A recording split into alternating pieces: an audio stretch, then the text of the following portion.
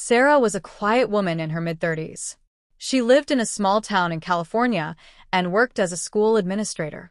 Her life was simple: morning coffee, work, home, and reading before bed. She wasn't unhappy, but something in her heart always whispered that she wanted more: more love, more laughter, more connection. One summer morning, she met David. He was new in town, charming, and full of confidence. He had just opened a small business near her office, a cozy bookstore cafe. His voice was warm, his smile kind, and his eyes seemed to understand her silence. At first, Sarah just visited the cafe for her morning coffee. But soon, David would sit with her, talk about life, dreams, and books. He listened to her like nobody else ever had. She started to look forward to those small conversations every morning. Weeks passed, and Sarah realized she was falling in love. It felt gentle, natural, and safe, like she could finally be herself. When David asked her out one evening, she said yes, without hesitation. Their relationship grew quickly. Within a year, they got married in a small ceremony by the beach. The wind was soft, the waves calm, and Sarah's heart was full. She truly believed she had found her forever. The first few months were beautiful. David would surprise her with flowers, take her out for long drives, and write small notes that said, "You make my world better." Sarah had never felt so loved before. She told her friends, "David is everything I ever wanted." But slowly, things began to change. David became distant. He stayed longer at work, came home late, and sometimes didn't talk much. When Sarah asked, he'd just smile and say, "I'm tired, honey. Don't worry." At first, she believed him. She didn't want to sound insecure. But deep inside, something didn't feel right. Days turned into weeks, and Sarah could feel the growing distance. The laughter they once shared disappeared. The quiet dinners, the empty bed, the cold mornings. Everything felt heavy.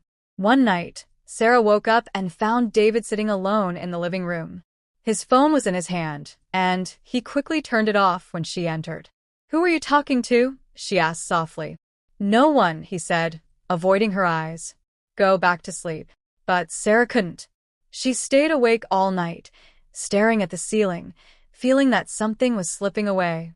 A few days later, Sarah's world shattered. She received a message by mistake from a woman she didn't know. The text said, "David, last night was perfect. Can't wait to see you again." Sarah's hands shook. Her heart stopped for a moment. She confronted David that evening. "Who is she?" He went silent. Then he sighed and said, "It's not what you think."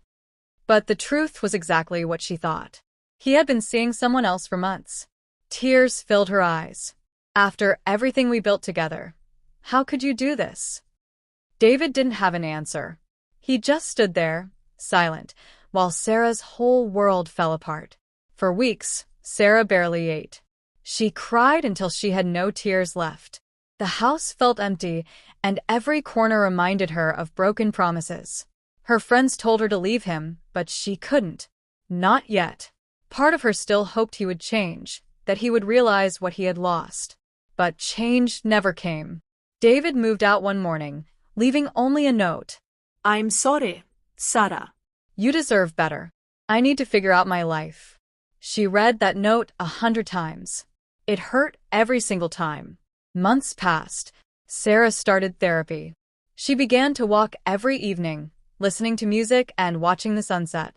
She went back to painting, something she hadn't done in years. At first, everything felt forced. Smiling was hard. Breathing was heavy. But little by little, she began to feel something new: peace. She realized she didn't need David to feel complete.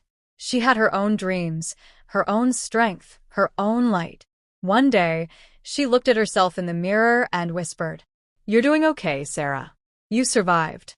A year later, Sarah opened her own small art studio. It wasn't big, but it was hers. She filled it with colors, laughter, and hope. People from the community came to paint, talk, and share stories. One afternoon, as she was cleaning her brushes, a young woman came in. She said softly, "You're Sarah, right? I used to come to your school. You were always kind to me." Sarah smiled. Yes, I remember you. How are you doing? The girl said, "Better now." You helped me once when I was lost. Thank you. After she left, Sarah sat quietly and smiled through tears. She realized that kindness always finds its way back. That night, she wrote in her journal, I thought love was about finding the right person, but real love is about finding yourself. Months later, Sarah met someone new, not in a cafe, not in a rush, but during a local charity event. His name was Ethan. He was gentle, patient, and kind. They talked like old friends. This time, Sarah didn't fall in love quickly. She took her time, learned to trust slowly, and made sure she never lost herself again.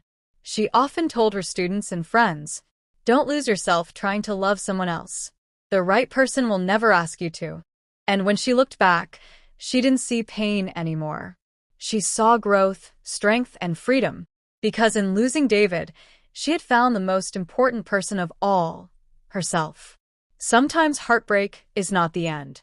It's the beginning of knowing who you really are.